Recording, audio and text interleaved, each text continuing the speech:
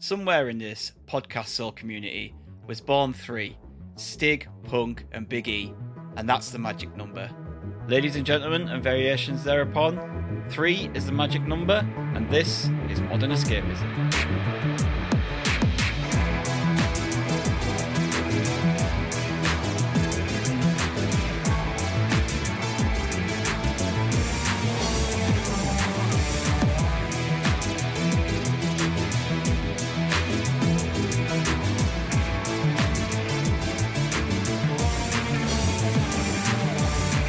Hello everyone and welcome to another week of Modern Escapism. It has been one hell of a week. Somebody tried to shoot Donald Trump. Sadly, football didn't come home. Tenacious D have been cancelled. I've had COVID. And to top it all off, we are 3 people down on the podcast. It's just myself and Biggie. They said it couldn't be done with 2, and they were right. Yeah. Last minute things, people haven't turned up, Oodles couldn't be asked, Candy couldn't be asked, Gadget's over in Ireland, apparently they don't have internet over there, but actually no, they do have internet over there because we have a guest, all the way over from Ireland. It's the lovely DeadbeatPunk. Glad to be back, it's great to see you both. My favourite 2. Yes, Get in. Screw the other 3, fuck you. So I hear they found Oodles' remains anyway, so at least he'll be back next week. Yeah, he will do. They scraped him up and they'll package him off, send him back to his house. He'll get put back together and he'll be here. Does sound about right, yeah. It's been a bit of an odd week. Hasn't it just? Politically and sports-wise. It's coming home. Yeah, it didn't, though, did it? Did you enjoy that result? Not, it didn't come home, did it, Stig? I was really hoping that we would be able to start this with all the football banter, all the celebrations. Biggie would do a new song centered around It's Coming Home. But yeah, no, they fucked it again. Mine's actually centered around the opposite. Yeah, we're sweeping that under the rug and I'm sure it'll come up again. Nah, yeah, maybe in 2 years' time it'll come home again. Well, they will. Not with a trophy though. Anyway, how have you been? Which one of us? Either. Because you're kind of looking at both of us. Well, Biggie's an Englishman, so I know how he's felt. So. Yeah. It cheered me up immensely. I had churros for breakfast. Yeah, why did I invite you on? Did you have any investment in the tournament at all? Were you invested? Oh, yes. I was right in there until Northern Ireland got kicked out. You know what I mean. Did you actually watch it at all, or were you just kind of not really bothered? Football. Ugh. Yeah, he's not a football man. Are you into the Gaelic straight, stuff, are you? Thanks. That weird game. Which is a bit of football, rugby, handball, dodgeball, boxing. Is there not enough young men rolling about wrestling in the grass making pained expressions for you, Biggie? Is that the sort of thing you're into? Yeah, baby. Yeah. I wouldn't mind getting grass stains with you. That's normally the other stains, unfortunately. White uniform, you never see it. He's into throwing stones down farm tracks. Seriously, what is the throwing the stones down the farm track thing all about? But there's no context for this. It's concrete skimming. Yeah, sorry, it just keeps coming up on my TikTok, and I'm like, what the fuck is this? This draws such large crowds. It's just a guy running down the road. I did send you links. Nearly every county, every town in Ireland, they all have their own thing. It goes back years. As I said, the donkey derbies and the pig derbies were big our way because we had big butcheries. Is it an Olympic event yet? It could be. If that sheep poo spitting ever becomes a sport. Punk's bringing home the gold. Excellent. Well, that's enough for the shit chat. Let's get on to the news. You may already know, but he doesn't, because it's time for Biggie's Breaking News. Soy un perdedor. I'm a newsreader, baby. So why don't you hear me getting crazy with the Euros? Soy un perdedor. I'm a newsreader, baby. So why don't you hear me? That's it. Which is really clever pun because that first bit is in Spanish, it's a really and I'm a clever loser. pun when you have to explain it. Yeah, all right. Yeah. Some people might not get it. Boo. Moving on swiftly then. Not your listeners. Okay, so this is a very complicated start. Xbox Game Pass is getting major changes, which we kind of knew were coming, with a new tier without day one games and a range of price increases. The Microsoft All You Can Eat gaming subscription service has been incorporating hundreds of games and day one titles from Microsoft's internal studios. But now, similarly to Netflix, Spotify, and other services, Microsoft is now increasing the price across all its existing tiers, including console, ultimate, and PC. New users will not be able to sign up for Xbox Game Pass for console. A new standard tier is coming soon, which will not include day one games, but will include the 100-strong back catalogue similar to EA Access and Xbox Live Gold for multiplayer. Soon, Xbox Game Pass for console will be shuttered for new users only. Users currently on Xbox Game Pass for console will be allowed to maintain their subscription as well as day one games and the hundreds of titles in the back catalogue. New users on Game Pass in the near future will be greeted by a new Xbox Game Pass Standard. This is more like EA Access, which includes Xbox back catalogue and doesn't include day one games. This will be priced at $14.99 per month and will also include Xbox Live Gold for multiplayer, now known as Game Pass Core. It doesn't include Xbox Cloud Gaming. Game Pass Standard is supposedly launching in September. Yeah, okay. So basically Xbox Game Pass is going up and there's new tiers. You can't just call it an increase. You need to call it a hike. Hike? Yeah. Xbox Game Pass is dead. Xbox itself is dead. Rest in peace. Yeah. Dead as fuck. And I think, if I read somewhere, because it wasn't in this article, but I could be wrong, but I thought I saw somewhere this, and they're trying to stop you from stacking them as well. And I think PlayStation are doing the same. September. Yeah, you can stack it up for 3 years at the moment. Did read it's only select countries. I didn't go through the list, but yeah, they're only going to allow you to stack up to 13 months in the future. Yeah, I've stacked up till December 2025, and I think when I get paid again, I might bag another 12 months on top of that. I think I'm 2027. There won't even be an Xbox by then. No, because it just works out. Like, yeah, it's okay. I'm having to fork out 80 quid. I think they are like for the 12 months, but it's like $7.99 a month. It works out at, so you're still saving loads. Mm-hmm. I think it was just inevitable, to be honest. I think they were always going to put the price up at some point. Everything's going up, isn't it, with all these subscription services? And I don't think you can really invest billions into buying studios and expect to stay at a lower. I know, but they're the only company that's range. made an acquisition this side and get to blame it. Everybody else has done their price increases. They've nothing to blame. It's like, oh, Sony put their prices up and give you foam stars. Oh, thank you. Why do they get Call of Duty? Yeah, it says here the new price will be $19.99 US, so I'm not quite sure what difference is in pounds. It wasn't in the article, and I couldn't be bothered to calculate it. It's just going to be $19.99 over here, probably. Yeah, it seems so.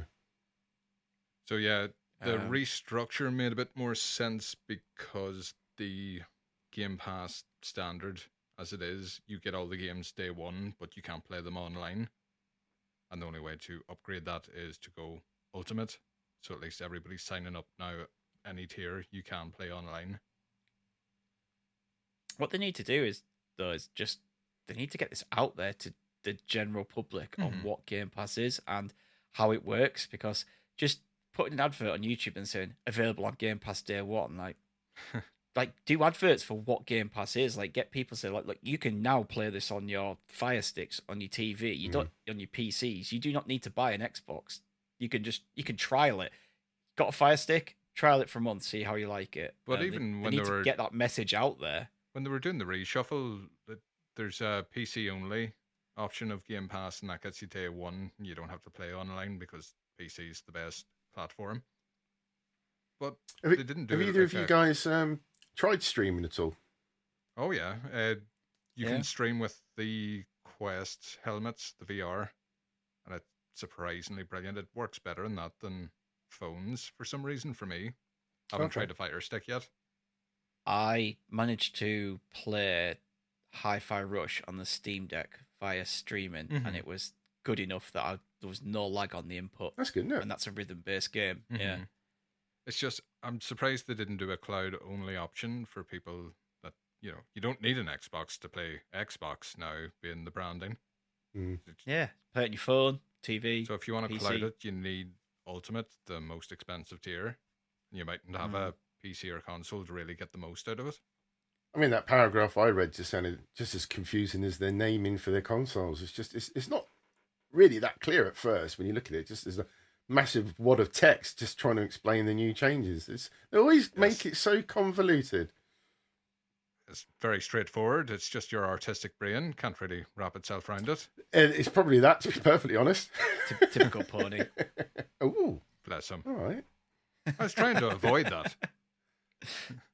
Yeah, we all know he is, though. Yeah. And the only reason is because of my back catalogue. I don't need an Xbox because I've got enough to play on my PlayStation.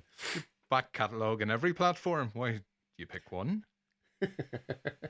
You just Always been grow the backlog. But yeah, I expected the price to go up. It's all about just trying to push what it is now to people to increase them. So I say even with the increases, somebody like myself, I get awful mileage out of Game Pass. I really need to start using it, but I need to start focusing on playing games. Because I think more. I've 35 games this year, the majority of them between Xbox and Switch.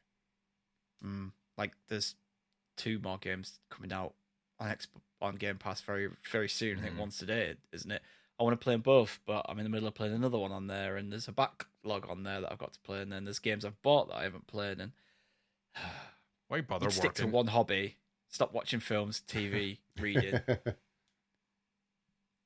investing in my children. Stop all that. I like the way they're last on the list. Yeah. Anyway, next. Well, here we go. The first Olympic esports games is going to be held in Saudi Arabia, that friendly country, in 2025. Spotted by IGN. Some specific games have yet to be determined. French language outlet L'Equipe reports that Epic Games, Capcom and Riot Games are just several companies the IOC is planning to partner with. Working with Saudi Arabia's National Olympic Committee, the IOC President Thomas Bach said, "We are very fortunate to be able to work with the Saudi NOC on the Olympic esports games because it has great, if not unique, expertise in the field of esports with all its stakeholders. The Olympic esports games will greatly benefit from this experience." Eyebrows have been raised at the pronouncement, as the Kingdom of Saudi Arabia has a rather controversial human rights record, which I think we all know. Bach addressed these concerns by stating, "By partnering with the Saudi NOC, we've also ensured that the Olympic values are respected, in particular with regard to the games titles on the programme, the promotion of gender equality, and engagement with the young audience which is embracing esports." Unless you're gay, probably. I hope they're not playing Concord on that. Even the robot had pronouns. Why would you want to go there? I mean, even if you won, imagine you can't even get drunk and have a wank on the beach afterwards. You couldn't celebrate at all. Nope. No. Is it actually the Olympic Committee? Like, this is an actual sanctioned by the actual Olympics? Or is it just, they're just calling it the Olympics esports? What did they say? The Saudi working with Saudi Arabia's National Olympic Committee, and then it says So no, then it's just and the they're just calling IOC, it the which Olympics. is that the International Olympic Committee? It doesn't actually have the. It's just an acronym here, hasn't it? You've got the explanation for that, so maybe it is. I don't know. Although you would think that It's that's only just been probably, announced today, anyway. Probably trademarked that you can't just call something the Olympics without it. Spice it up a bit. I mean, it kind of makes sense, doesn't it? It's just but it is just essentially a big esports event. Any thoughts on the events? Are we going to have games done quick? Are we going to have? I was going to ask if you were going to pick out games to have Olympics for. What would it be? I'd be like Overcooked. Yeah, Racing, that would be amazing. fighting. It's all got to be competitive stuff. Mario really, Party.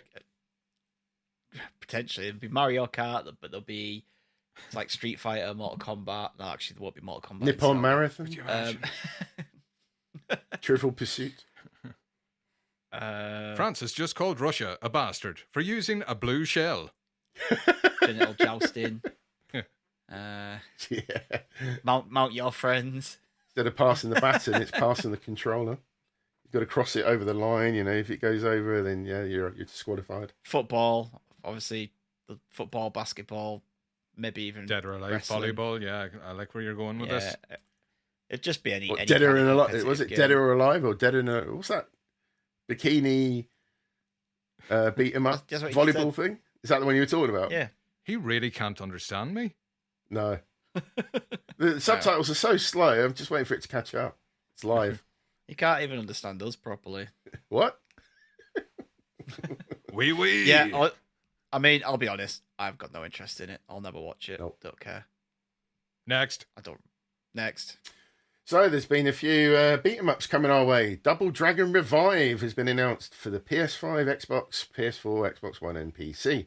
The new game faithfully reproduces the thrill of old school side-scrolling action games with updated controls and difficulty settings for the modern era. What a brilliant little bit of wording this is. And utilising the ARC system works fighting game development experience, whatever that all means. I saw the trailer of this. It looks all right. I like it. I like a traditional beat 'em up. Yeah, you're into side-scrolling ones, aren't Mhm. you? Is this what it? Yeah, I'll be up for it. Oh, Double Dragon quite would have like all been the- one of the originals. Yeah, Oh, I kind of like all I this put revival of 10p's. side-scrollers at the moment. I put 10p's in the local arcade when I was a kid playing Double Dragon and completed it. It's amazing. Love that game. I don't think I ever completed it. That's the one where you fight each other at the end, Yeah. isn't it? Spoilers. Bimmy and Jimmy. Yeah, good. Next. Well, following that, there's a Super Nintendo style Karate Kid beat 'em up coming for the PS5 and PS4. I like the look of this. Latest effort from Game Mill Entertainment will see you assume the role of Daniel Russo, Mr. Miyagi, Kumiko, and Ali Mills as you take on familiar foes like Johnny Lawrence and Terry Silver, because they can't think to mention anyone else, across 12 action-packed stages. The press release reveals, set in the iconic locales of the first three classic The Karate Kid movies from the 1980s, you'll step out of the dojo and into the streets of the San Fernando Valley and Okinawa as you battle waves of enemies in this pixel art side-scrolling beat-em-up adventure. I don't really like the look of this. Just looking at it now. I thought it was all right. I like the old school kind of look. See, if ever there was a game that could kind of take the Shenmue archetype and run with it, it would have been Karate Kid. I don't know. I'm not really Yeah, I into the agree with art that. style, weirdly. I can see how that works. There's already a Cobra Kai beating him up one. It's terrible. So don't get that by mistake, like I did. To be fair, I bought it when it was like 50p. I was like, oh, Cobra Kai. It's like, no, this is terrible. Yeah, I remember that coming out. It's like the, Yeah. was it LGN? The crowd that made the terrible old Nintendo games. There's a Karate Kid they made. I'm just looking at it now. Yeah, Yeah. they're catching flies with chopsticks. Terrible. They should bring that back. Ground up remake. £70. Thank you. Oh, they used to just make games of everything, didn't they? Every film, like even if the game didn't make any sense in the context of the film, like yeah, this is the game for the film. Okay, no, like the Home Alone one God, yeah. makes the game makes no sense. That house really wanted to kill that child. I can relate. Anyway, next. Gadget asked us to throw this one in. Battlefield 2042's limited time Dead I don't Space think he's crossover happy. is now underway, although actually it's finished by the time this comes out. EA's sci-fi horror series is the focus of the new Battlefield 2024 limited time PvE mode, Outbreak. I don't understand why this is in the game, to be perfectly honest. The actual sad part of all of this is the problem about the Dead Space remake, because the team that was supposed to be working on that were pulled from working on the remake and were asked to do this ridiculous crossover instead. I want a Dead think that's Space why 2 he's put remake like the last one. Yeah, I think that's why he's put this in here because Yeah. he's a bit pissed off about the fact that they've just scrapped the Dead Space 2 remake for Battlefield 42 content. What a waste. Ah, Which no one will give boo-hoo. a shit about. Yeah, it's a shame. I wasn't really that enamored by Dead Space, if I'm being honest. I love it. It's great. I fell off it, the remake, but people love it, and everyone says the second one is better. Apparently, It's very good, but definitely.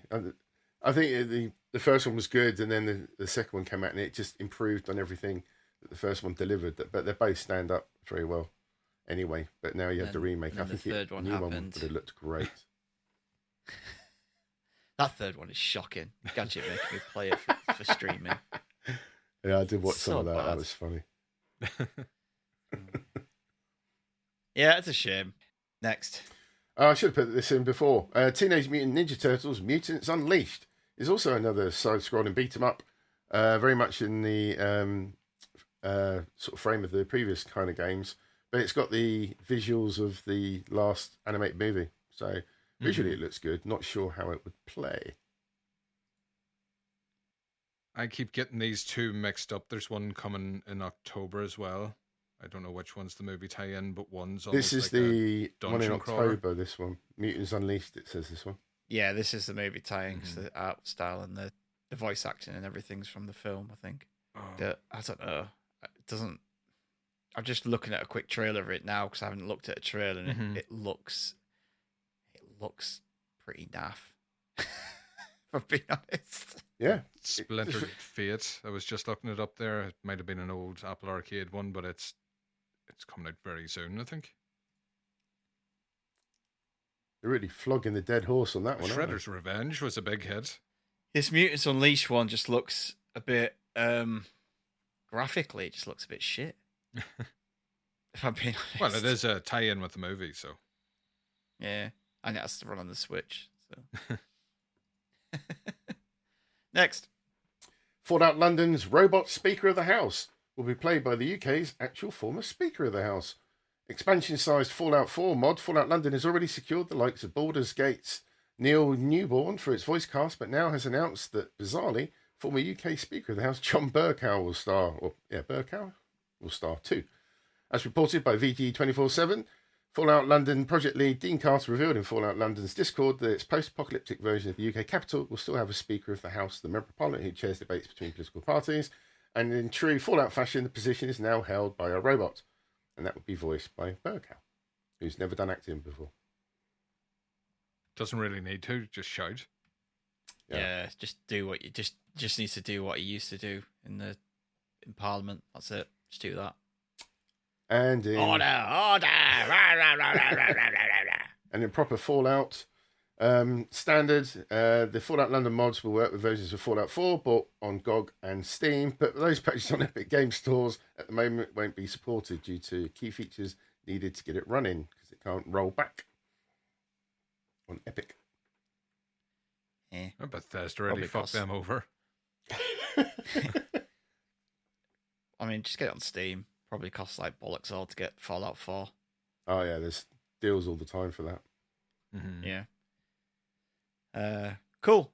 It's interesting. Next.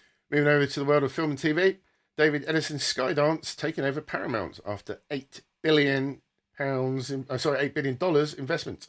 The company has received approval earlier on Sunday from a special committee of Paramount's board of directors.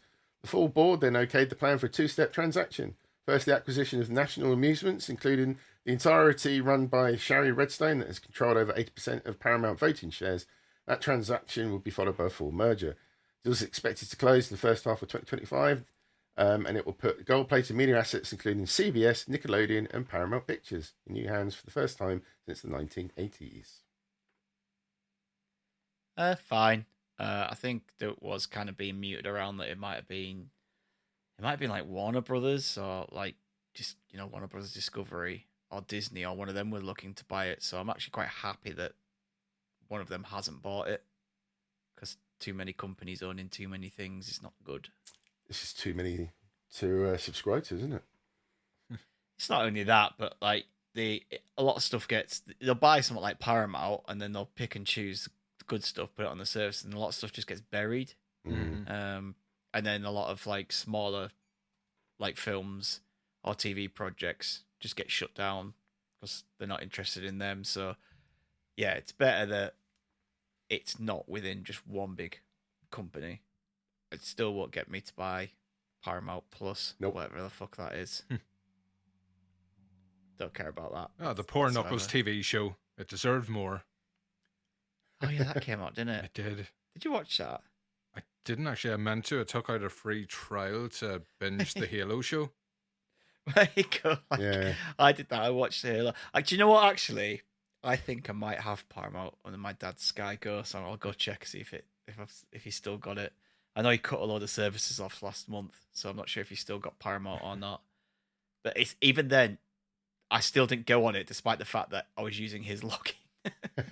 I mean, I've got a free trial, not a free trial, like one of those offers for like 3 months free with Tesco vouchers, I think it was, or something, for Disney Plus. And once you've seen Star Wars, Marvel, all the kind of stuff that you got on there and the stuff for the kids, if you look at the stuff on Star, there's really little I find interesting. There's lots of old 80s, 90s movies on there, but it's just, there's nothing really there. So unless they're dropping further new releases, it's just nothing to keep you subscribing to. Like you say, you just bin it. Go, yeah, I've done. Disney's another one. You really have to go digging through it to kind of find the gold. Yeah. You sign onto it and they throw you like the straight to DVD sequels that they made in the mid 2000s. Yeah. No, I want to see Mr. In Between again. I had a free trial for Apple for 6 months. Never watched it once. You know what's bad? Amazon at the moment, because they keep sticking adverts into shows. They say, Yeah. why do I pay this? I'm just going to download it. Does my head in. Yo ho. They've basically got me just because of Prime delivery and I'm the same. Exactly the same. and online picture storage. I do use Prime for other things, so I can't really moan about I can moan about it, and I will moan about it, but I can't really like just sack it off because I use the service for other stuff. Yeah. But yeah, fuck putting adverts in. They always seem to bullshit. put them in the most fucking random of times too. Oh, totally. Yep. Same with YouTube as well. I ended up getting premium because I was just sick to death of just random adverts, and the frequency just seemed to be getting more and more and more, to the point where I couldn't even enjoy what I was trying to watch. I know sometimes on YouTube you can get to decide how much of the adverts will get included in your video, so sometimes the creators get a little bit greedy, so revanced. I think the worst one I tried was Crunchyroll. I was going to try and watch a bit of anime, but I just could not deal Weeb. with the amount of adverts for that. And it was the same advert repeated for 3 minutes as well. So you saw the same advert at least 5 times. It's just like, oh, I'm At so least done YouTube with this. allows you to skip them usually after like 15 seconds. I didn't think Crunchyroll would have your sort of anime, Biggie. I was trying to watch Attack the Titan. I want to get it right. Attack on Titan. Attack on Titan. I don't bother. Load of shade. It's not that. Darker than black, that's the one you want. You're a sucker dojo. Get on that. Puff, Next. puff. Nicolas Cage has confirmed Spider-Man Noir will be 8 episodes long, and it'll have monsters will be involved, which I assume maybe they're taking stuff from the comics, but I never read it, so no idea. And I thought I saw your fellow countryman, Mr. Gleason, has been signed on as a villain, I believe. Why are the Irish always the bad guys? No, you tell me. Oh, you'll As a find bad out. guy. As a bad guy yourself. It's live action, this one, isn't it? Yeah. Yeah, that's interesting. That's quite cool. That's taken that the character from Spider-Verse and turned it into a live action one rather than just doing it as a. I think that has more potential. People that would have more people interested than if they just did an animated 8 episodes. I mean, I'd still watch the animated version, but I think being live action will get more people. Especially if to it see was animated by the Spider-Verse team. We're talking a couple of years down the pipeline then. Do you Maybe they'll mix some think? animation, it like kind of that animated style in with it. Yeah. Bit like Got the animators Sin in for Ci- CGI effects, maybe. That'd be. yeah, like Sin City style, That'd kind be of. cool. You know, where it's got that comic book look to it. I was just wondering if Nicolas Cage has got an alleged coke habit debt from the 80s, and he's literally just accepting every role that gets passed over to him because he's starring in a lot of strange but he's projects. done that era. That was his like late 2000s, 2010s era where he just look at the films and the projects he did. Oh yeah, but he seems to be taking everything that comes his way at the minute. But now he's through all that, so now he's on to just doing the interesting, weird indie films. Like he's in that Long Legs, isn't he? Yeah, I really want to see that. People just don't look it up. Don't have any idea of what Nicolas Cage does in that film because it's just wild. Have you seen it already? I haven't, but this is what I've heard. Just I heard the same. Look it up. He is doing weird things. Like he did that Pig, but that was really good. He did that the Dream one. What's it called? The one where he was in everybody's dreams. Oh, I don't know. Real life. No.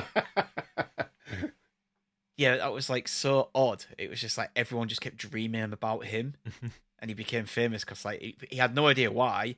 But then everyone's dreams started getting more and more like surreal and horror, and he was like killing people in their dreams, and then all of a sudden everyone started hating him because they started to be afraid of him.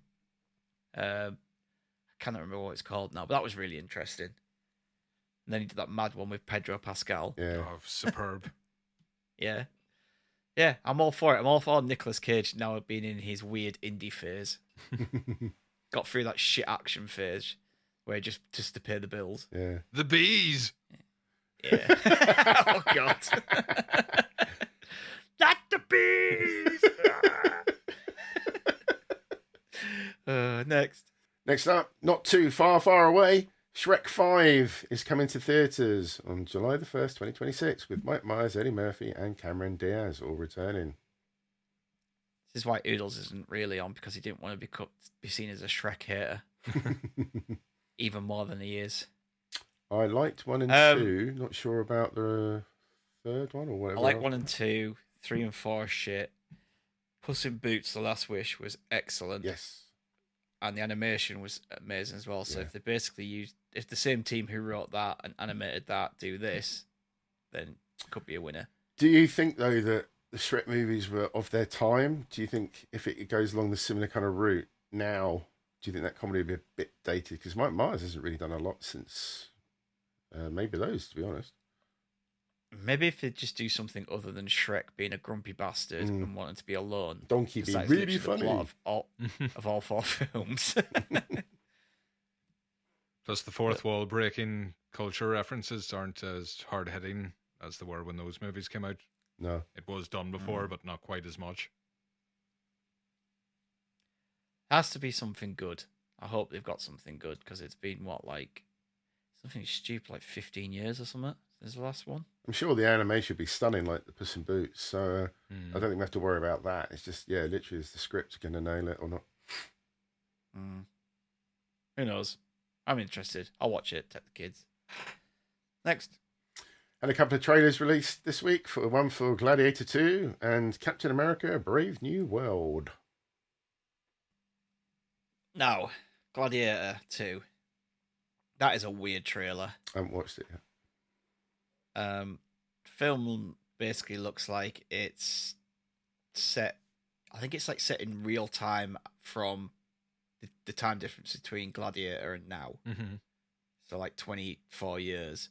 And Paul Mescal, I think, is playing a grown-up version of the kid from Gladiator, and it's just full of battle scenes, and they fill the Colosseum up with water, which they did in real life.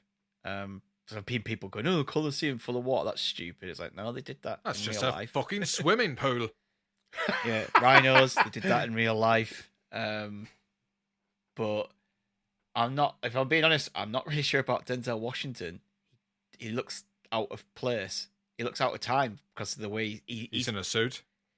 No, he's just being Denzel, which is great. And he's great, but it doesn't seem to work. It doesn't really fit, like, being in ancient Rome. And the weird Kanye, I think it was a Kanye West and Jay-Z song they used over the trailer is an odd choice. Yeah. Just a bit. And it's just, again, it's a project that, how long ago did Gladiator come out? It's just, why now for a sequel that no one asked for? Sequels make Ridley bank. Scott in it.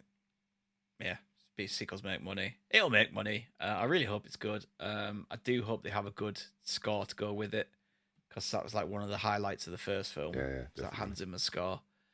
I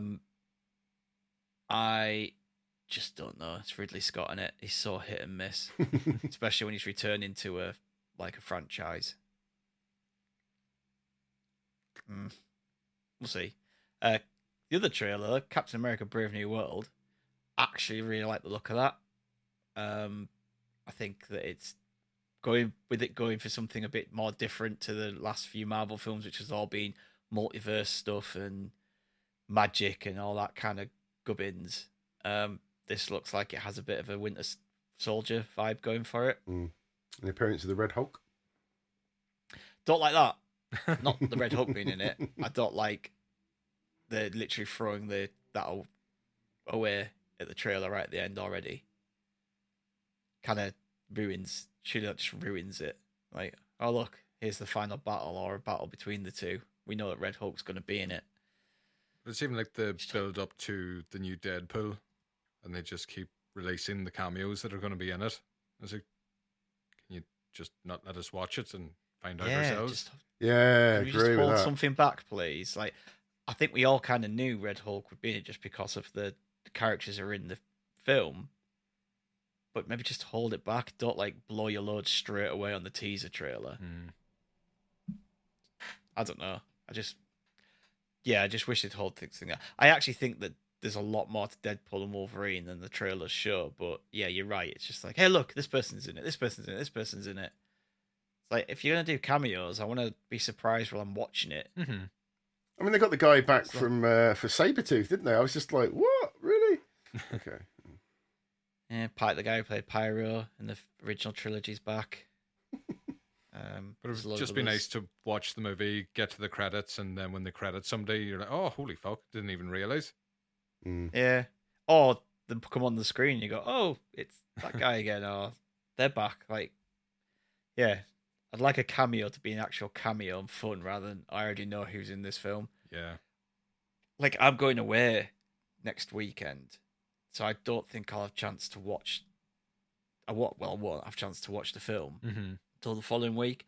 I'm just gonna have to mute everything, stay off everything, because I will inevitably just flick onto like a YouTube or a Twitter comment and, oh look, there's like the massive thing spoiled for you. That's been happening a lot with the boys lately. Yeah, somehow I've managed to avoid that. Just seems to be in the morning feed. I said, cheers for that. Yeah, episode's not even 6 hours old yet. Thank you. Oh, bloody hell. Yeah, same with the Acolyte. It was just like straight away. It's either people just ragging on it or not. It's just like you've got to just quickly skip past it. Otherwise, you're getting spoilt straight away. Anyway, next. Sam Raimi is set to direct a new horror film titled Send Help. Described as a thriller set on an island like a horror version of Castaway. And also I heard a mention of Misery as well, like a combination of the two. So, has legs. As long as it goes full Sam Raimi and just goes bonkers. Yeah. All for it. Because his last film was Multiverse of Madness, and there was a little bit of Raimi in there, but obviously he's going to get held back by Disney on certain things. So just go full Raimi and make me happy. Next. Terrible, and I'm funny. No, it's not a reference to 100 Things We Learned About film. It's the up-and-coming Borderlands movie is getting crucified in early reactions. There's very little more about that at the moment. I have very low expectations of this movie, but I'm wondering if it could be just a real fan-made film, if you know what I mean. People that play the games might enjoy it a lot more than just your average moviegoer, perhaps. I don't know. A real candy movie. Yeah, probably. She'll love it. She will love it. I don't think I'll ever bother watching it, if I'm being honest. I've never played a Borderlands game. I will check it out. I'm not going to go to the cinema to watch it. Yeah, enjoy the games. It does make me really want to check out a movie. It wasn't the story or the characters that brought you in. Not at all. Yeah. I mean, it's a looter shooter. I mean, is that going to in some way be included in the movie? Not really. just be some funny guns, I imagine. That's about it. Just That's a shame. pretty because much the majority of the their game. Opening cinematics were always good. Yeah. If they use those as trailers half the time. Yeah. There ain't no rest Good for the soundtracks wicked. as It's well. always a good one. Yeah. But I mean, even like if you're doing it for fans, like all the casting fans say is just all wrong anyway. So Certainly some interesting ideas. It's just a more teenage Mad Max. It's a wasteland, lots of shooting, violence, cartoony, wacky. You could have a lot of fun with it in the right hands. Yep. And it's Yeah. is it Eli Roth? Is he the director, if I remember right? Eli, Eli. No. it might be. I haven't looked into it much, to be honest. All I know is that who's in it. Because, yeah, his movies are very hit and miss, and generally Mm. miss. Oh yeah, yes. Yes, so Studio Ghibli classic My Neighbor Totoro will be confirmed for a UK re-release in cinemas this summer. Wow, sorry. This cinema. This cinema in the summer cinemas. Summer. That seems to be what the loads of them are doing, aren't it? Re-releasing films in the cinema. I mean, it's a great movie to go and Well- watch in the cinema, isn't it? Yeah, I'd go see it again. Yeah, I might do, to be honest. Get it free. It's fine. Especially the niece and the nephew. I don't think they've seen it before, but they haven't seen it big screen, so that could be a day out. Yeah, my youngest absolutely loves Toro. It's like That's fucking To the class. point. How could you not? to the point where my DVD literally doesn't play anymore. she's taken it out and put it in and watched Like, it so many times. Wearing that out she a scratched it. tape is impressive. Wearing out a DVD Yeah, is colossal. yeah. So I need to replace it at some point. Next. Over to World of Music. This is for the Simpsons fans. Cypress Hill make 28-year-old Simpsons joke come true. It was back in 1996 when an episode of The Simpsons featured a joke where Cypress Hill believed they'd mistakenly booked the London Symphony Orchestra whilst under the influence. And on Wednesday night, this current past week, that joke became a reality at the Royal Albert Hall. After years of fan pressure, the American hip-hop group reached out to the London Symphony Orchestra over social media and the deal was struck. The one-night-only performance in London was based around their acclaimed Black Sunday album because it's come up through its, what was it, 30th anniversary, I think. Yeah. Yeah. Sold more than 3 million copies in the US and spent a whole year in the UK charts. Nice. It's cool. I love when bands collaborate with an orchestra. Mm. Simpsons jokes becoming reality. Can you believe it? Next. Again, one for Stiggy here. Lin-Manuel Miranda penning stage musical adaptation of The Warriors. The Tony and Pulitzer Yeah, well up for Prize-winning Hamilton composer and lyricist has found his next stage project. A stage musical version of Sol Urich's 1965 novel, The Warriors. Oh, well up. I'm so up for this. Just the craziness and that you could do with a musical with the Warriors, baseball furies, and the whole you could do a big song about can you dig it and then Warriors like that. Tink, tink, I was just tink. thinking It's of a that perfect to say intro. bottle solo. Yeah. I love his stage music. So if you could put it towards the Warriors, then I'm well up for that. And if it does well, then hopefully we'll get a movie adaptation of it as well. Next. Our missing cast member Gadget will be upset with this one. Tenacious D's Australian tour date has been postponed after a comment about the recent Trump shooting. The latest show on Tenacious D's Australian tour was postponed after Senator Ralph Babbitt demanded the pair be deported following an apparent joke about the assassination attempt. American comedy rock duo with Jack Black and Kyle Gass were due to perform in Newcastle on Tuesday, which is today, but the show, part of the band's Spicy Meatball tour, was cancelled. Jack Black has put his rock duo on hold following the onstage comments because he didn't expect it to happen. Gass was celebrating his birthday during a concert in Sydney on Sunday with a cake presented to him on stage. Black told Gass to make a wish as he blew out the candles, and Gass responded to audience laughter, "Don't miss Trump next time," a reference to the failed assassination attempt. That's This- terrible. Who would make a joke about Trump getting shot? Who would do such a thing? Who would sit down and make terrible memes 15 minutes after it happened to post all over Twitter on their various alternative accounts? That is disgusting behaviour. Mr. Gas should be ashamed of himself. Yeah.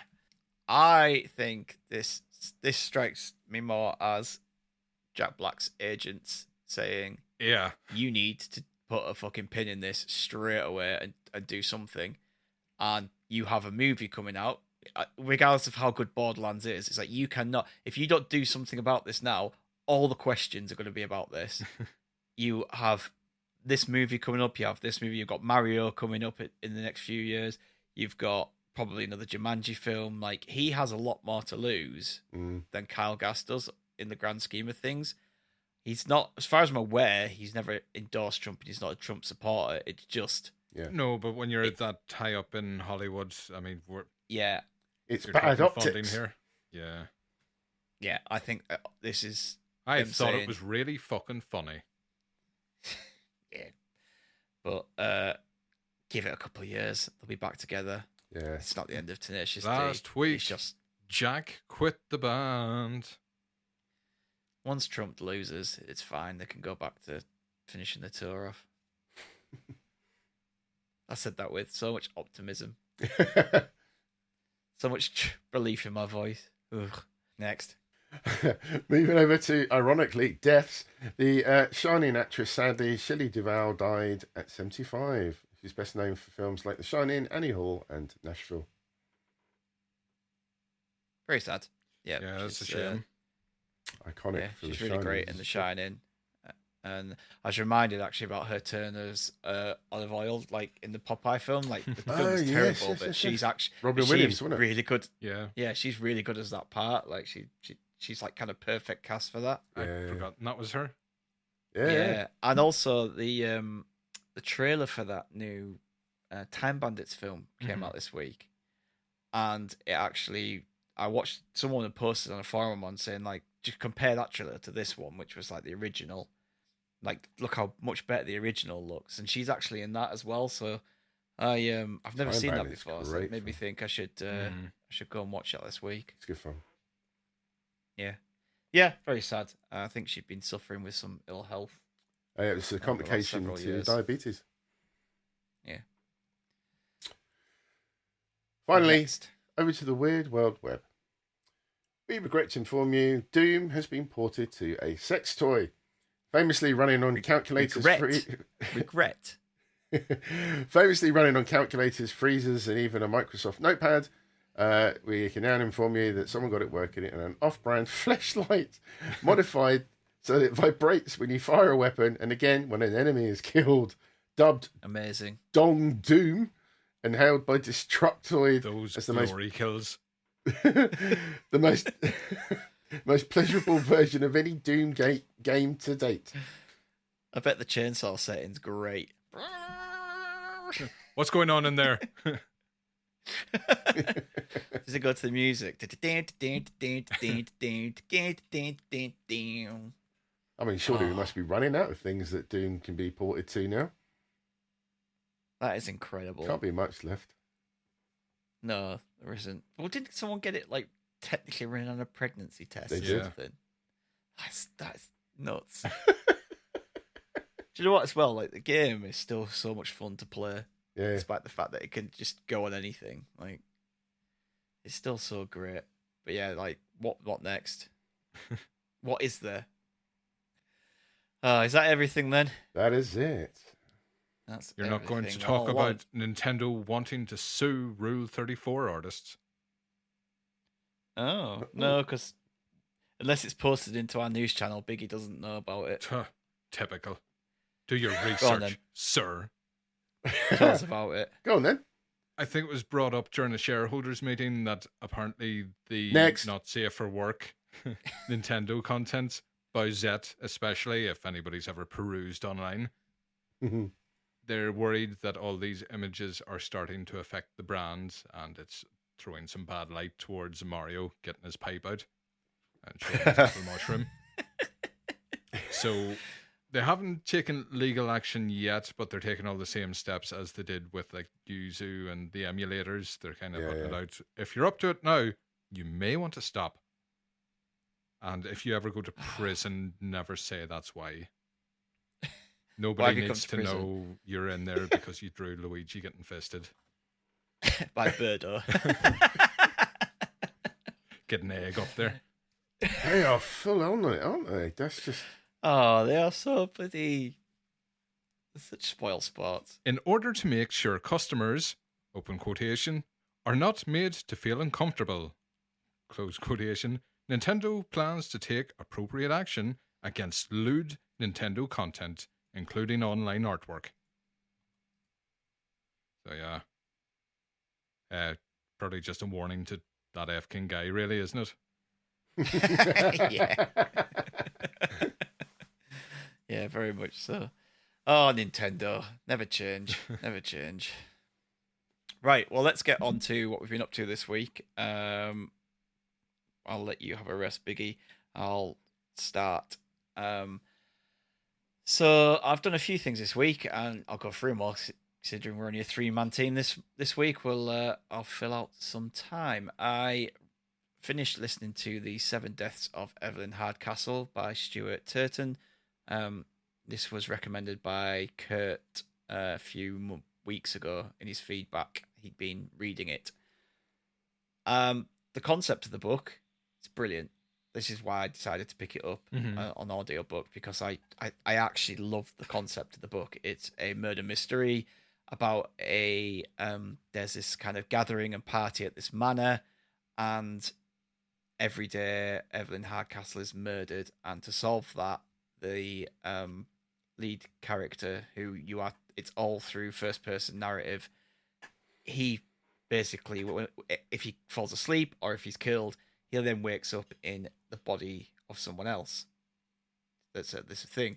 So he's trying to piece together what's happened, who's killed Evelyn, what's the mystery behind it all. Really, really fun concept, because you have these moments where he'll jump into the body of a character who doesn't, and he has to be in that character because he can only talk to certain people by being them, because not everyone knows each other and not everyone likes each other. So he couldn't just walk around as one character trying to interview people. He's trying to coax all this information out of people. Yeah. And while he's in them, he also starts to feel their feelings and thoughts. So if there is a character who has a resentment for someone he's talking to, he'll be like, "Oh, like I've just had this kind of pang of hatred towards this person. That's the person whose body he's inhabiting, like giving him those feelings and thoughts." Unfortunately, didn't really like how the story played out.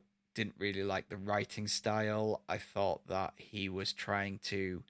The book was written or published in 2018, but because it's set in this kind of old manor house, it's almost like turn of the century Agatha Christie like style setting. Yeah. And I feel like he's trying to emulate that style and that era in his writing. And I didn't particularly like that. Wasn't really fond of the guy who narrated it. And if I'm being honest, the book is quite confusing. There's a lot of names. There's a lot of people. They all have all these backstories. They all have this going on, that going on. And it's very easy. And not only that, is it kind of the chapters are kind of mixed around and swapped around with days and what's going on. So it can be quite confusing, quite hard to like keep up with. Didn't particularly like the ending and the resolve of the mystery either. So unfortunately, a bit of a miss. A great concept. I think I would happily watch this as a TV show or a film. I think it could be condensed better in that format than actually reading it or listening to it. The other thing I've done this week is I watched Hitman. This is a Richard Linklater film. It's just come out on Netflix. It's about a guy called Gary Johnson. It's based on a real guy who is he works for the police as a fake hitman. So he goes out and people are out there looking for a hitman to do a job. Mm-hmm. and they get wind. The police get wind of this, and they send this fake person in there to basically trick them, get them to say, "Yes, I want you to do the job. Here's the money. Done. Police can get you now because you have tried to hire a hitman." I thought that was entrapment, but it's not. I was just literally going to say the same thing. Entrapment is where you you push somebody into doing something they don't want to do or they wouldn't do, whereas these people actually do want a hitman, so that's why. And the concept, again, it's another thing where the concept is better than the execution, because the concept of this guy playing all these different hitmen characters is really fun. And about 15 minutes into the film, after he's done his first kind of sting, he then starts to create all these new different characters, and you have this montage of him trying out all these different like hitmen, and everything he can think of, he's trying to do like different versions of hitmen, and until he comes up to one woman, Madison, and he kind of takes a liking to her. So he convinces her not to hire a hitman, and then that point it turns into a romantic comedy, and them two just kind of go on romantic comedy escapades together. And at that point, the film just took a massive nosedive for me. I'm not against a romantic comedy. I really loved Rye Lane. Talked about that earlier this year. Yeah. I really like some romantic comedies. I just thought that the concept of the hitman thing was really cool, and they could have played on it more, but it's all lost within that montage, and he just ends up playing this one character around her for the rest of the film. And at that point, I was like, this is pretty dull. There's a few scenes towards the end which are kind of cool, but the film basically is, look how sexy we are, and look how sexy we look, having sex and dancing in the club together. Yeah, I have that daily. I understand that. Yeah, understandable. Yeah, this has a huge rating on Rotten Tomatoes from both audience and critics. A lot of people loved it. I look at my letterbox, the people I follow, a lot of them are 4 stars. Our angry Kurt liked it, didn't he not? Yeah, it was a massive letdown for me. Didn't particularly find it that funny. Didn't find it very engaging. And yeah, the concept, once they kind of just skipped on past it, it's just done. Another thing I didn't like. This is just things for you to avoid, in my personal opinion. A new horror film called Sting. It's about a alien spider who crash lands into an apartment block, and this little girl finds it, and she kind of helps it, nurses it kind of back to health, and all of a sudden it starts to get bigger and bigger. It fucks off into the vents, and it just starts attacking and eating people in the apartment block. It's very B movie horror, like the acting, the puppetry, so it's not E.T. soundtrack. then. No. It's like this huge black widow running around, like snatching people and killing people. There's lots of blood, there's lots of gore, but it's a bit naff. So again, another disappointment. However, I did watch something I enjoyed. Woohoo! I did. I was worried I was going to get to this week and be like, I have not liked anything I've done this week, but I did like challenges. Luca Guadagnino. Go with it. Yeah, that's not how you pronounce it. Nailed it. It stars Zendaya, Mike Faist, and Josh O'Connor, and it's a story about 2 tennis players who have kind of grew up. They went to Stanford. I think they've got like a scholarship at Stanford. She's there as well, Zendaya's character. They're all budding young tennis stars, and the film basically starts with Patrick. Sorry, it starts with Patrick going to applying to this tennis tournament, and Art, who is now married to Zendaya's Tashi, she convinces him, just to get a bit of practice in before the US Open, go and play in this Challengers competition. These 2 were best friends, and the film gradually shows how they kind of split apart. So there's a lot of time jumping in here. The film kind of centers around them playing each other in the final of this competition, but it then jumps back to like when they're at Stanford, Tashi and Patrick were together first. Art starts to try and weave his way in there. He starts to push their friendship apart, and he eventually ends up with her. And it kind of tells all that story. And there's a lot of tennis in between. However, the tennis is really well shot. It's really interesting. It's really well edited. It's really stylish. It's unlike anything like any other tennis or sports I've ever seen before. At one point, you get like a first-person view of the ball, like being knocked back and forth, which is really cool. The music is amazing. It's by Trent Reznor and Atticus Ross. Yeah, the music is just amazing. Good with this film. It just fits the tone of like the tennis match perfectly, or their emotions, and when when they're having arguments and things like that. It's a really great soundtrack. But yeah, I just thought I was really engrossed with it. I thought it was really tense at times with the tennis. I was kind of really invested in their story, and it's just a really cool film. So is this more of a is this more of a relationship piece than the way it's been trailered as like this horny sort of almost like a teen drama in a way? Literally about to say that. The marketing on this makes it sound exactly like that this is some kind of three-way relationship between college students, which it is for like one scene in the whole film.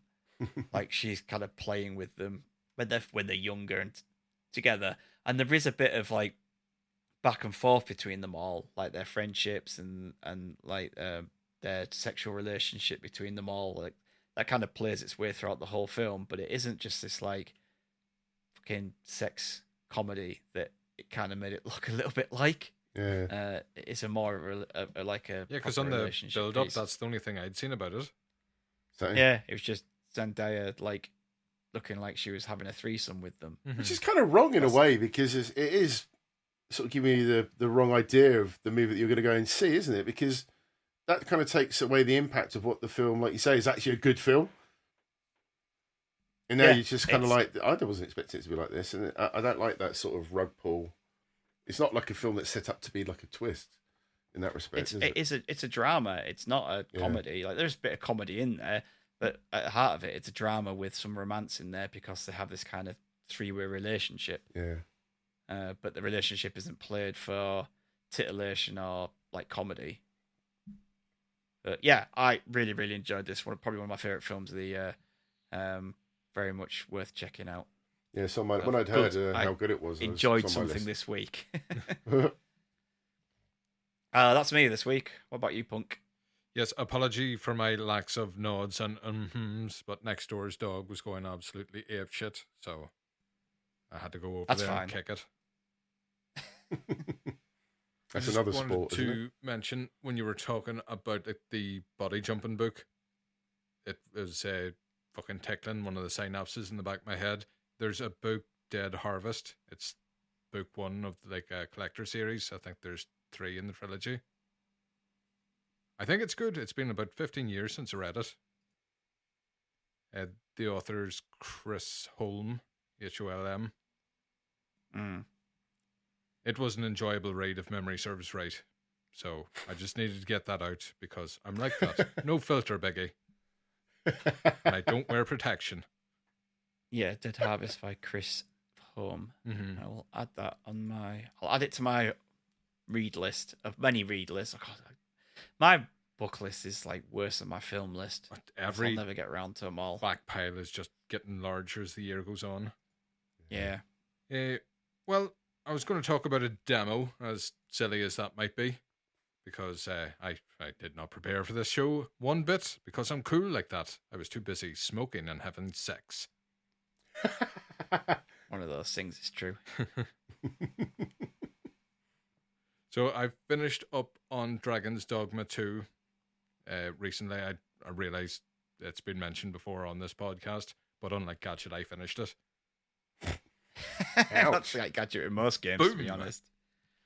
So yeah, it's a game that starts very strong, very traditional in its way. You create your character, you create a pawn, not a porn, to aid you in your travels, and then you can borrow your friend's pawn and they will guide you on adventures they've already been on, point out treasure chests, all that bollocks. I really enjoyed this, and then it got to like the last act, and it just died in its arse. And I think most people that love this game mustn't have got that far yet, because it really soiled the entire experience. Although That's it a was shame. nice. Yeah, it is. I enjoyed it up to that point.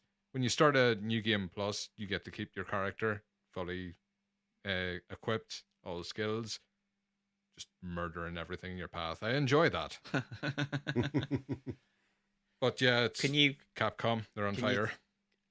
explain why without spoiling it, or would it spoil it? No, it's you start off, the first part of the map you get into is quite compact compared to the rest of it. I was going to say it's somewhat like Elden Ring, but it doesn't have that freedom. Hmm. And it's grand getting about, a pain in the hole, and I realised that's a design decision. It was the same in the first one. It kind of rationed out the quick travel. Makes you trek about and need to camp and take your time. But when you get to the bigger areas, that gets quite boring to get around. And enemies have a habit of picking you up and throwing you, and there's a lot of rock cliffs in the bigger areas, which is instant death. And it's just happens a lot. Funny the first few times. It would be funny if I was watching somebody else die and get that frustrated. That would tickle me no end. But no, it kind of loses steam towards the end, which is a shame. There's not much you can do unless you go full monster hunter and start adding bigger, badder beasts every 10 minutes. I mean, Yeah. I wasn't going to talk about it later, but like I'm still playing Baldur's Gate 3, and it's testament to the writing of that game that, you know, I put in, I think, 160 plus hours now, and Yeah. could technically, looking at what I've got left to do, I could go and probably go to the end now. But I'm still finding stuff around to do and little side quests, and they're interesting. It's still, every time I keep thinking, yeah, maybe I should finish this now, I'm like, oh, I haven't gone to that bit yet. You know, and that is just really good game design, in my opinion. It's still got me doing the side stuff when I don't need to at this point. It's even when you get to that stage in Baldur's Gate 3 where you're not leveling up, you're not really going to find any better equipment than what you have, but you're just enjoying soaking in the world. Oh, totally. The third act of that shite as well. Terrible game. I still haven't finished it. Third act there's a lot to do in that third act. After that, I jumped on Neon White's, got added to Game Pass, and I played a bit of it on the Switch, but didn't really click with it. That was the one that Oodles liked, wasn't it? Mm-hmm. Everybody liked it. It's TCGS shout out. And he loves everything they put out of them. So, yeah, it's a speedrunning game. Really, really clicking with me now. I can see why everybody wanted... Like, you kept getting messages from people that knew you had it in Switch and said, oh, you really should play it. Because there's a leaderboard at the end of it with your time compared to theirs. So Stig would be like fucking nectar to you. Down to milliseconds. Well, it's on Game Pass then. I will...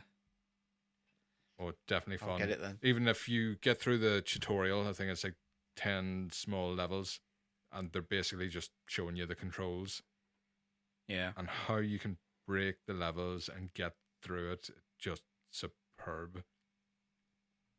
So yes, definitely give that a go. And then the demo I mentioned, game I think is either out the day after this podcast releases, Kunitsu-Gami, Path of the Goddess. More Capcom goodness. So I really fucking enjoyed this demo. It's like Pikmin with swords. It's just... Installed the demo, thought I'd give this a go. Don't know why I'm wasting my time with this, with the game release so close, but why not? Yeah. But yeah, it's one of those things you play it and you say, oh, well, I poured half an hour Oh, sorry, into what's that. the main thing that you play on? Is it an Xbox? Xbox, Xbox, Switch, Steam Deck, PlayStation 5 belongs in the toilet. No, I'm sure I'll get back to it once they have an exclusive worth playing. Astrobot, ain't it? I've got a Switch, I can play Mario. So, playing it on the Xbox, again, thought I only played it for half an hour. I think I lost a couple of hours to it. It's just that addictive one more, well, not turn, it's live action. But you move the goddess along a path, and then you need to set up units around her to block off. There's so many paths for enemies to get to her, and they can appear at random parts of the map, these gates. But you're never sure when and what quantities, so you could stock them all up going, well, they came from the east last time, so I'll be ready for them. And then they all come from the west, and you're, oh dear me. But even if you laid your units out really badly, you can upgrade them, place them. The archers you can place in stands, makes them a lot more effective, things like that. But if everything goes to shite, you've still got your sword, so you can run in and hack them and kind of take the pressure off your units a little bit. So you're not standing by idly, whistling, going, oh, yeah, they're getting killed. I put them there. I have so much regret. So definitely full release coming out and pre-installed, so I'll definitely be jumping on that as well. Capcom are on fire. Well done, them. Yeah, they're That doing one on, that's for really the Game well, Pass aren't they? Yeah, Game Pass. ones. Friday, Yeah, it 'cause just you've got announced today, I think. Yeah, coming. another Game Pass Lock. win. Flintlock on the Thursday, and that's Friday. Yep, I think, unless I've got it the other way around, which has been known to happen. There's just too many games coming to Game Pass. I can't keep track of them all. What incredible value. You're going to be eating good for the next week then. What a solid month. Yeah. So, So is that everything then? yeah, apart from that, it's been like the Acolytes and the Boys weekly ones, but if it hasn't been covered here, the Acolytes. Are you, shite. Are you enjoying the boys so far? Really enjoying the Boys? Cool. I know I've seen a lot of crying about it online, but among people that we know and people that are tuning in every week, it's just been, I can't wait for the next episode to come out. So, yeah. The people crying online are the ones who realise that the show is actually taking the piss out of them and they've only just clicked. 4 seasons. Yeah. Hang on. Are they taking the piss out of our side? Yep. Do you know what? I just started reading the graphic novel again this week. And it's so funny what they've kept in for the show, obviously, so far, because I know the show went in a different direction, but I just enjoyed it, and I just completely forgot just how outrageous Tech Knight is in the comic. It's just, I forgot how funny he was in that. But yeah, it's, I love the show. I still think it's incredible that they were brave enough to put what they did on screen, just for the brutality, the silliness. And it's nice when they stray away from the source material. Normally when that happens, like with Preacher, the more it strayed away from the source material, the more I disliked it. But with the Boys, it's like you have a trust in it. Say, yeah, do your thing. It's going to be good. Yeah. I like, and I think Anthony Starr came out this week as well and said that he's happy that it finishes, hopefully, with season 5. He doesn't want to do it much more after that. No, it is. That'll be the last series. But you're saying that, like, we know we're getting that, so we can actually do a proper ending.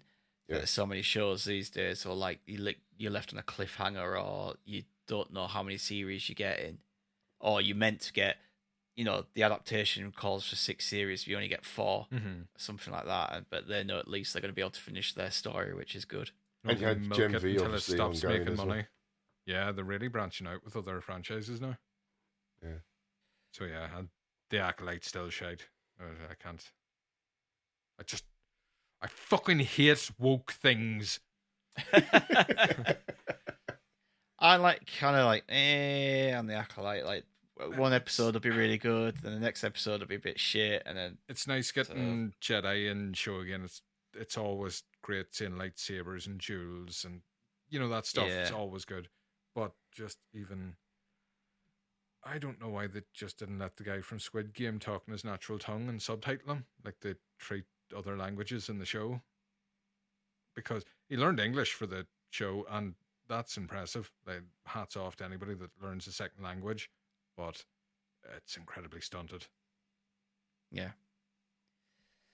Yeah, Told you I hated wokeness. There's a few things I could complain about the show, like I've said before, about it isn't really what a I lot of genuinely people nitpick complain Spain about writing certain things, but nothing nothing overly bad. I'm not screaming about fucking people getting conceived by the Force. It's all right when Anakin did it. No, I don't like this business when the witches do it. Anakin special anymore. It's like, fuck off. Anakin was a shit character. Anakin isn't special.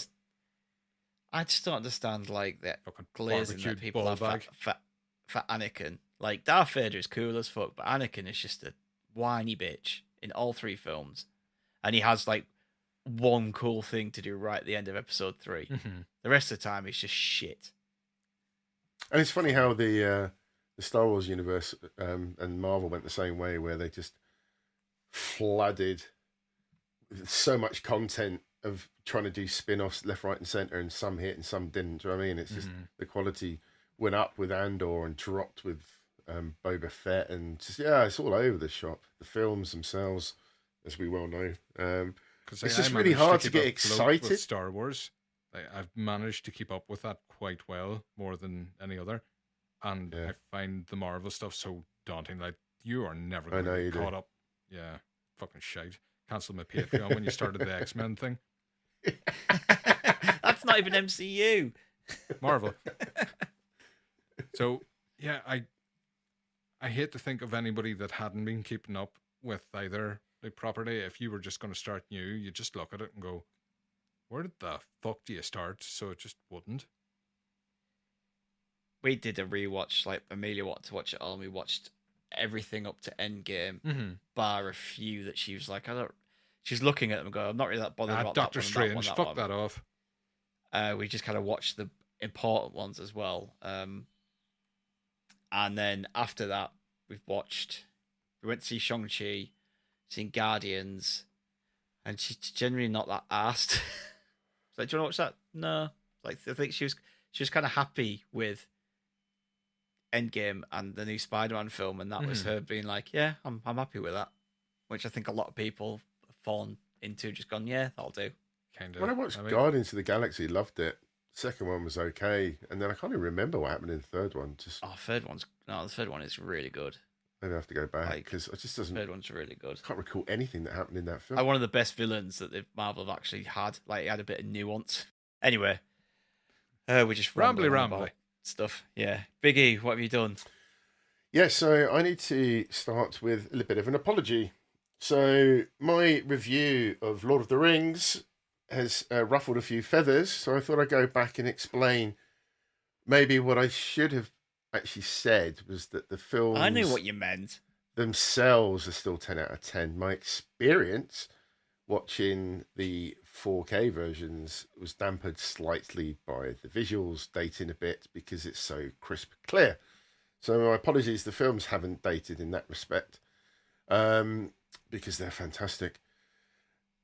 I was then disgusted to find out because I bought the box sets, the 4K ones, months ago, really dirt cheap, and I was trying to pick a time to watch them and all that kind of thing. They don't contain the making of, which shocked me because the Blu-ray ones did. So now I was like, shit, I now wanted to just keep absorbing the Lord of the Rings universe. So then I started hunting around on the net to try and find the making of stuff, which is actually, believe it or not, quite hard to find in its entirety. There's clips, there's people that have commented on behind this, you know what I mean? All that blurb that you get on YouTube. So I found a website, Internet Archives, the archives.org. And on there, fantastic site. They have all of the makings of, the proper official making of in all their little sections. So you can just go through them and enjoy it, which I have been doing all week. I've had it on in the background when I've been working. When I haven't, I've been sitting there watching it. And wow, I remember seeing the odd documentary when the films first came out about the making of, but not this real proper in-depth. And whatever I say cannot just kind of do justice, really, to the amount of work that went into those movies. And I assume you're both fans of the films, and I know lots of people are and probably know all this kind of stuff. But it's like a documentary on how to make movies. If you suddenly wanted to get up and go, I'm going to go and make a movie, you would watch these documentaries because they cover almost every single aspect of how those films were made. And it's insane that they filmed all three back to back. I think it covered 5-6 years, including pickups for the movies. The talents that they had, the intricacy of some of the jobs that the people did on the sets with making the costumes. They had 2 guys for 18 months sitting in a small room making the chainmail armor for all the characters. It's just insane. That's all they did. They got CGI that on, wouldn't you?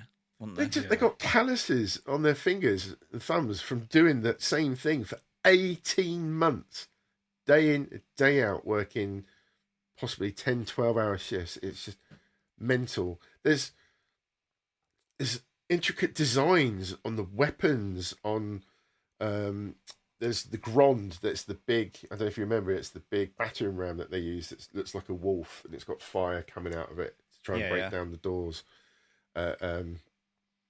in two towers. And it's got Elvish writing all over the thing, which you can't even see in the film, but they've put that effort in. It's just mind-boggling. The technology they had to create to deliver the visuals that Jackson wanted. He had Weta Digital just working their absolute arse off, crunching so badly by the end of Return of the King that they were still filming, editing, doing the score with Howard Shore. Still 4 weeks up to release. The pressure that they're under, and I cannot understand how Peter Jackson just didn't have a breakdown. I struggle multitasking at work, let alone trying to do these huge films with such pressure. Comfort it. I don't like that's. I don't even think that's a joke. Like that's why he put so much weight on. He just like comfort it, like to get himself. It must have done. Stuff. It's just that's insane. why he dropped so much weight after it. Because he was just like, right, I can kind of. Well, considering the bad habits you could have picked up under stress, not the worst. But it's the camaraderie that we all kind of know, and I watched some of the Comic-Con talks afterwards. I've just literally just been deep diving into Lord of the Rings stuff behind the scenes, and just seeing the 4 hobbits up on stage and just how well they actually did click. You know, they went, I think it was like 5-6 months or 3 months, whatever it was, before everybody else went over to join the cast. And they just really bonded, and that obviously comes across really well on the film. It's such a great idea that they did have this. Today, they still get on so well. I mean, can you imagine if Stuart Townsend had turned up as Aragorn?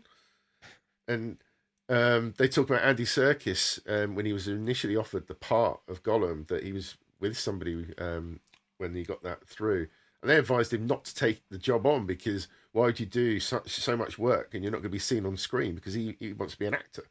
Do you know what I mean? And he nearly turned that down. I mean, we all know that Sean Connery was almost Gandalf. I mean, it's just, it was just fascinating just watching the documentaries. If you've not seen the official docs, just, go and watch them. It's just, I think, really interesting, even if you don't even like the films, just to see how much blood, sweat and tears that everybody put in. I mean, a lot of the people that worked on the movies are from New Zealand, because it was all filmed over there.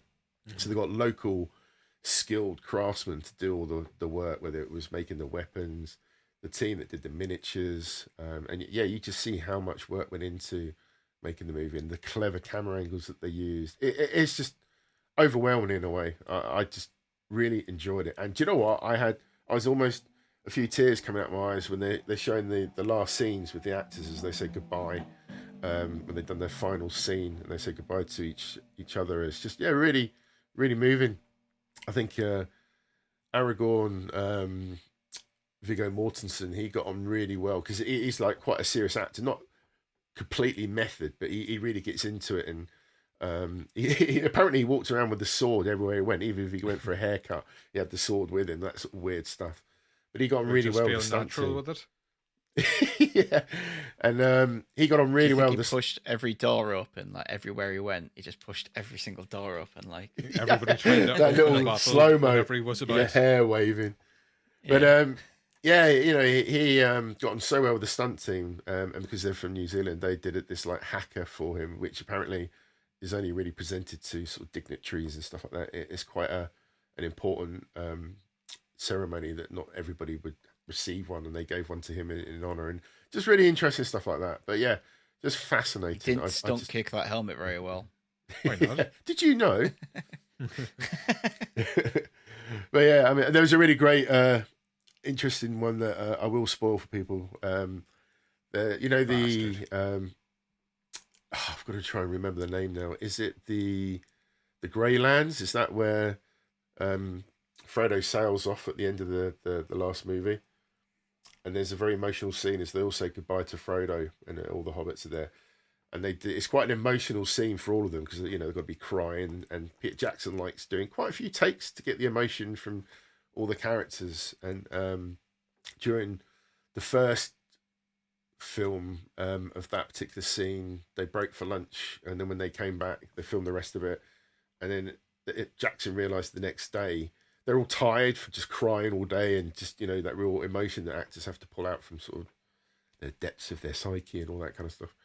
And Sean Astin, they realised in the film he'd taken his cloak off or whatever for lunch, and when he put all the clothes back on, he forgot to put his waistcoat on, so it would look really odd on film. So this whole day of filming got wasted. So to do the next day again, this really emotional filming all day to get the right takes, the right sets. They did that. They looked at the film, the footage the next day to make sure everything was fine, and it was out of focus. So they had to do it for a third day of this really emotional filming. And they just said that was probably one of the worst things they experienced, because it's just really hard to act that way constantly and for 3 days running. But yeah, please just check out those docs. They're so good, so interesting if you haven't already. Yeah, I should really watch them. I do love the films, but I rarely ever watch behind the scenes stuff. But I do too. I used to when I was younger, but I kind of understand how films are made now. I don't sort of feel that need. But yeah, just something about this. Watching the films again made me want to sort of see a bit more into it. And yeah, it's just blown me away. It really has. And then, just very quickly, the only other thing I want to talk about was I watched a weird South Korean supernatural horror film called Exhuma. Written and directed by Jang Jae-hyun and starring Choi Min-sik, Kim Go-hyun, and Yoo Hae-jin and Lee Do-hyun. So there you go. Probably mispronounced all of them, just as I do so well. Just dub it in later. Basically, I'm sure they're listening. The film includes mystery and occult elements and follows the process of excavating an ominous grave, which unleashes dreadful consequences buried underneath. It is your normal sort of go-to horror kind of stuff, but what I liked about this was that, not knowing much about it, it's probably taken a lot of stuff from South Korean folklore about ghosts, and a bit of Japanese folklore thrown in there as well. And it's just really intriguing film. There's a bit of gore in there for gore fans, and there's that spooky supernatural stuff going on. It's got a really eerie feeling throughout the whole film, and all the performances by the cast were fantastic. They just really delivered their roles, I thought, which made me continue watching it, because the film itself is probably as good as any sort of South Korean horror stuff that we kind of see all the time, like The Ring and all that kind of stuff. It's not doing anything overly different, but I just liked the supernatural folklore stuff. I just thought it was really interesting, because they go through all these weird little ceremonies when they have to exhume a grave, and all that kind of weird superstitious stuff that people go through, and they have to chuck lime salt or whatever it is on them before they do it, and dance and play these drums as they bring the grave up, all these weird kind of stuff. But there's this eerie tension that's created with this movie as well, so you're never quite sure what's going to happen, and there's some pretty gruesome scenes in there as well. But yeah, I liked it. I thought it was really cool. Just when you were chatting about Korean shows last week, did you ever watch Bloodhounds? I don't know. I haven't come across that one. Oh, it's a good one. I think it's a South Korean one, but when John Cheetham was doing the podcast, Cable. Oh, yeah. Yeah, because I started watching a load of stuff he covered, my recommendations started coming up. Bloodhounds came up. I say I think they're almost Olympic level boxers, but they get caught up in like gang violence. They come up against bad guys, and they have to use their fists to sort it all out, and not the usual movies I watch. But it was, if the upcoming Yakuza Like a Dragon TV show is anything like it, it'll be brilliant. It's definitely worth watching. I think it got confirmed to get a second series this year. So Yeah, I'll add that because I just like the fact that they try and do something a little bit more different. You know, because kind of all the Western rubbish that we get. I like it's the same sort of fucking Asian. thing over and over again. Yeah. And it's But yeah, I Bloodhounds. really as enjoyed well. that. Bloodhounds, yeah. Okay, put that down. I watched it on Netflix. Hopefully, it's still there. Yeah, I like John's podcast. I didn't hear that. I just episode, like if I'm John. honest, but- Fantastic Yeah, I human. wish he'd come go back to doing his I podcast. wish he'd come across my face too. A lovely in person, Oh, you lucky bastard. handsome, very handsome. Oh, I would. Yeah, that's my biggie week. Cool. Well, I will read out our feedback for this week. First up, we have Gadget. He's written something in a foreign language at the start. Looks like Spanish. Not going to read it out. Fuck off, Gadget. Phenomenal! He says, "Howdy from Great and Overcast Northern Ireland. I'm here for work this week, so I can't be on the pod again. Thankfully, I'll be back next week to whip you all back into shape. Well, you can maybe try and whip up Oodles and Candy as well. Might be able to get all 5 of us on for once. I know it's a hard thing to do these days, but Jesus.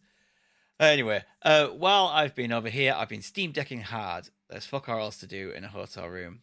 It's a fucking city of culture. Get out of the fucking hotel and go for a walk. There's the big fish. No, that would involve being around people. You can see where they built the Titanic, the fantastic ship that the English destroyed. It's a lovely historic city. That English iceberg. Because the captain was English. Maybe, yeah. There's similarities between the iceberg and certain empires. You're right, Stig. Well done. Good point. Yeah. Wasn't the captain Irish in the film? Balatro. The addiction continues. I can't stop. I won't stop. You can't make me stop. Try to stop me. I'll stop you. Scars Above. This is a weird one. I picked it up in the Steam sale. It's a science fiction third-person shooter where you crash land on an alien planet. Everything's gone a bit wibbly and time isn't right. The local flora and fauna is keen to eat your face, and you have to piece together the mystery surrounding the planet. It's cribbing from a lot of games. It's trying to match Returnal's alien landscape vibes while adding some Soulsborne mechanics with alien obelisks acting as bonfires and long, expansive levels that you have to open shortcuts with. Then it's doing the Remnant thing by being a Souls-like with guns. It's aggressively fine, solid 7 out of 10, literally nothing special about it, but the art design is pretty good for a AA game. The gunplay is solid. Worth a play if you can get it in the sale, but don't pay full price for it. Oh, and the voice acting is just the right amount of shite to be funny. Punk. I was just going to ask, are you a victim of Balatro, or is that not your thing? No, not bothered. Yeah, me either. Nope. Same. Fuck Balatro. It's an awful shite game. An awful shite game for wankers. Yeah. Go play Uno. Like a real man, play dominoes. Elden Ring. I don't have the DLC on Steam yet, but I'm trying to level up my PC character, currently beating my head against the wall with Renala. I know how to beat her, but I'm going for a ridiculous glass cannon build, so every boss fight has reached the point where to win, I need to never take a hit. See you next week. Bloody Get hell. good. Next up is Mike. Had a fun week, got really into the Lies of Loch Lamora, thanks for the recommendation, and I've started watching Spaced for the first time. Wow. Really enjoying it so far. Friday, I hit 39, and amongst other things, I got a 46mm tall Chewbacca Lego set with some more D&D stuff. Went to Leeds for the day, and after slagging it off for a few weeks based on photos, I saw the new Leeds shirt in person and really liked it, so I picked that up too. Oh, shame. Then went to the Alchemist Cocktail Bar for the first time, and it's very theatrical with fire and dry ice, etc. Nice. Wow. I like the sound of the Chewbacca Lego set, not so much the Leeds top. Happy fucking born day, Mike. Happy birthday. Yes, happy birthday. Have you read The Lies of Loch Lamora? I thought that would be up your street, Punk. I fucking read that the year it came out. Oh, Unlike okay. you, dicks. Right. I got it Fucking recommended. finger to me, on like, the pulse, not up me hole. like about 10 years ago, but I'm spreading the good word. Doors of stone. It's only around the corner. Planty. Hello, all. Well, it looks like my Vindaloo isn't coming home. Bastard. In it. Second. Yeah. Hell, rub it up, you bastards. You caused the famine. So I just got to get that plug in for 100 things. Oh, it was a salesman, innit? Don't read it This out. week we watched Scary Movie for 100 Things. Who would have thought a film from 24 years ago would have aged badly? Yeah, I can imagine that. It's probably got the did odd listen joke to that that doesn't when it came hit out. as well as mine do. I've listened to it, and there is a few lines in there that I'd forgotten that are really funny. But yeah, there's a lot of, this is very 2000s. The PE teacher. Yeah, the PE teacher and a lot of like the gay-centric jokes. It's like it's very early 2000s. I enjoyed listening to their Commandos one. That was really good. Yeah. Commando. Should I say. He says, it's Rachel's birthday week, so we're watching a lot of horror films, including A Violent Nature, a Shudder original, so you know it's decent. This is a slasher film told from the killer's point of view. Brilliant idea that sadly drags on and on due to the horror film killers actually doing fuck all between murdering sexy teens and incompetent sheriffs. Should that be sheriffs, sheriffs, or sheriffs?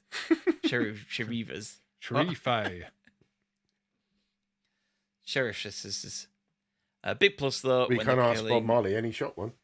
Fuck's sake, Biggie. Big plus though, when the kills happen, they are spectacular. Anyway, gotta go. I got to murder a cheerleader and her quarterback boyfriend in a bid to get my cursed amulet back. Or some fucking something. Toodles. Yeah, I'm gonna watch that at some point. But I had heard basically what he said there is between the kills, it's just the killer wandering around doing fuck all. Because that's what they do. Do you remember, going to kill you? What do you think he was going to use? Do you remember If he was the gonna kill me. 90s? That big thing about We'll come really back to dodgy that. movies. There's a 90s horror, sort of like a slasher horror thing where it was told from the killer talking to the camera throughout the whole time while he was going off doing his kills. I think it was a foreign movie. I think it was maybe French or Belgian or something. Bloody foreign movies coming over here. I can't think. The name has gone from me, but it was really clever. It was really interesting point of view. Heard of it. From the killer. If I remember it, I'll tell you. But it was really good. So it's weird that they've gone back to that now, like 20 odd years later. Yeah, I think this is more just like Friday the 13th, but you follow Jason. So when he's just wandering around doing fuck all, we just following him everywhere, Pissing in a hedge. Literally. Yeah. What was it you said beforehand? If he was going to kill you, If Clancy was going to kill you, what weapon do you think he'd use? Because he couldn't use his wee girly hands. no, he Not couldn't. in your fucking thick neck. He's got the heart of a strangler, but not the digits. Oh, it'd definitely be a pickaxe because then it could be something mining related. He never shuts up about those miners. Yeah, Man Bites Dog is the name of that movie. Man Bites Dog. I had to find it. It was doing my head in. It's a French language, Belgian black comedy crime mockumentary. There you go. I've heard of it. Yeah, I have heard of it. Yeah, check that out. Anyway, we'll move on to Xenos. Says, don't have anything new to report in terms of games, so you get a food one this week. A branch of American fried chicken restaurant Popeyes is open in Gloucestershire, so I obviously had to go and try that. A much better chicken than KFC, significantly less greasy, and has a decent crunch to the batter. This is great. The spicy version is reasonably spicy, but not enough that it bothered me. The chicken sandwich, it's a burger, but they're American, so they have to be weird about it. Came with some really good gherkin slices in it. I don't know if they make those in house or not.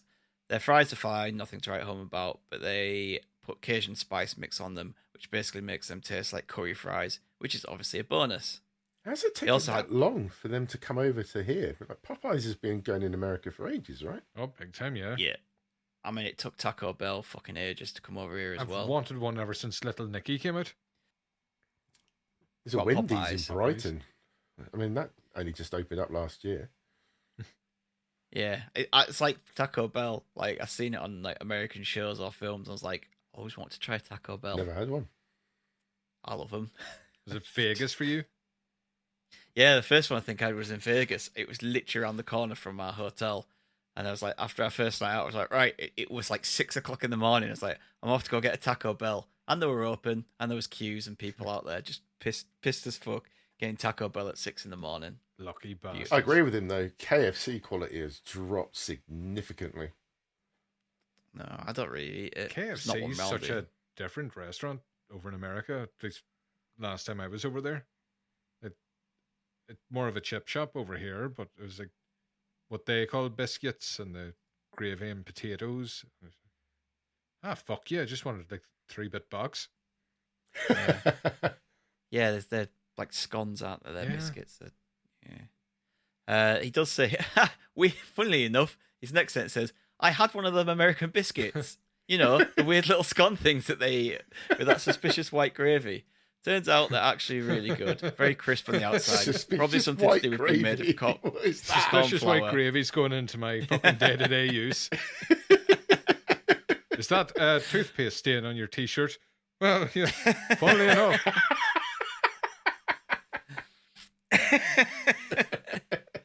It's probably something to do with them being made out of corn flour rather than wheat flour. Much denser in the scone inside, but noticeably moister and very buttery.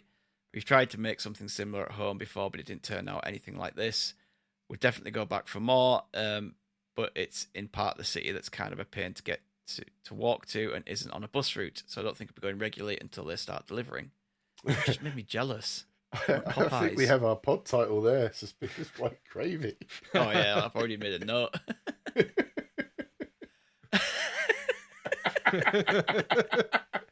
Thanks, Zenos.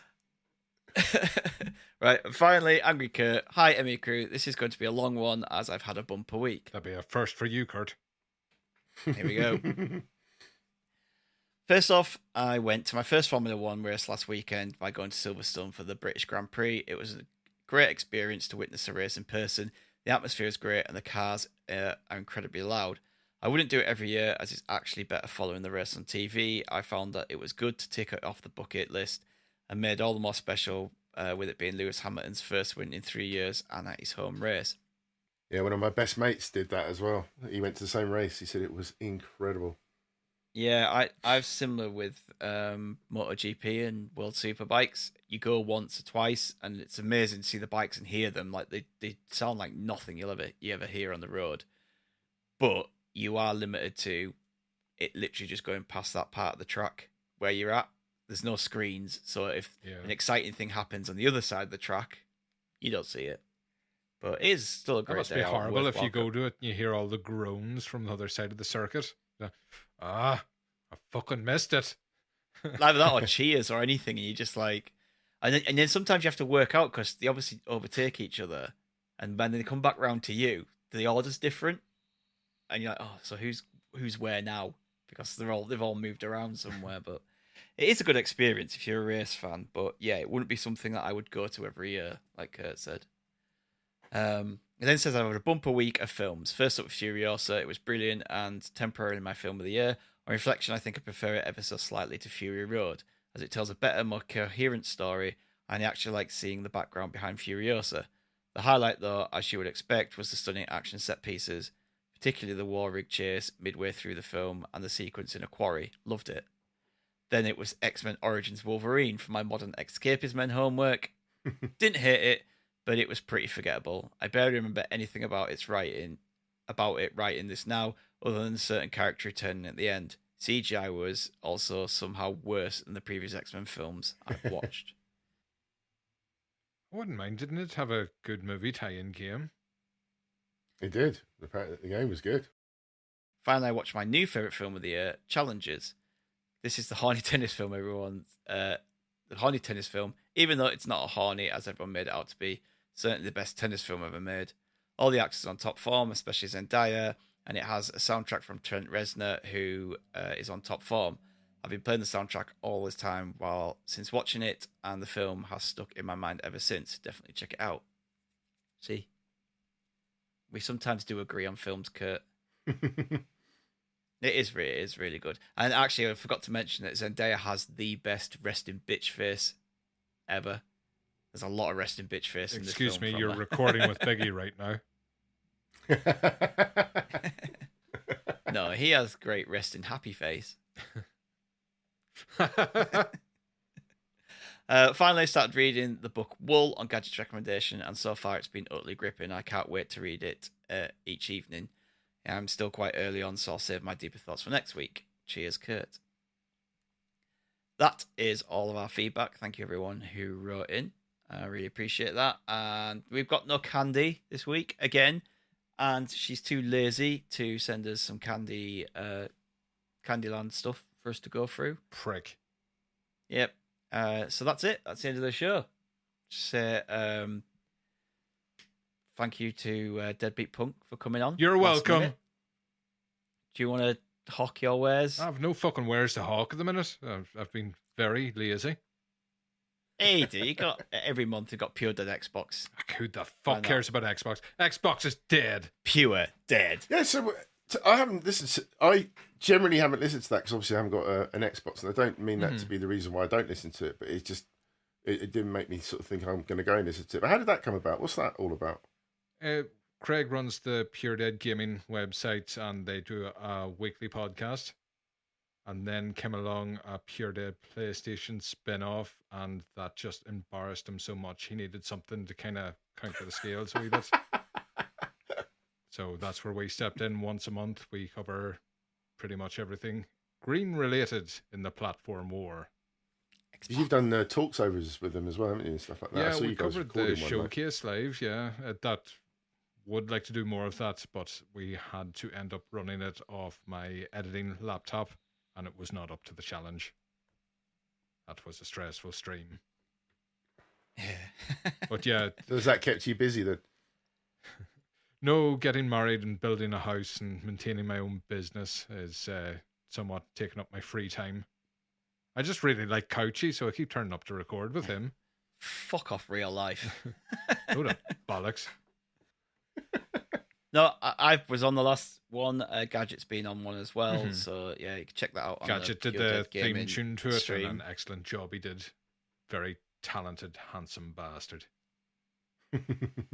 But yeah, we've also currently in our Modern Escapism on our Patreon. This month is X-Men Origins Wolverine. That will be out next week for all patrons. I get to listen to that because I couldn't make it. Yeah, and for everything else, just go ahead to modernescapism.co.uk. But for now, we will see you next week when hopefully we might have all 5. I don't know, actually. Candy's probably away. I think she is. It'll be plenty next week. Yeah, I know in 2 weeks' time I'm not here, but next week we should all be back, hopefully. Touch wood. Who knows? Who cares? But for now, thank you very much for listening, and we will see you next week. Bye.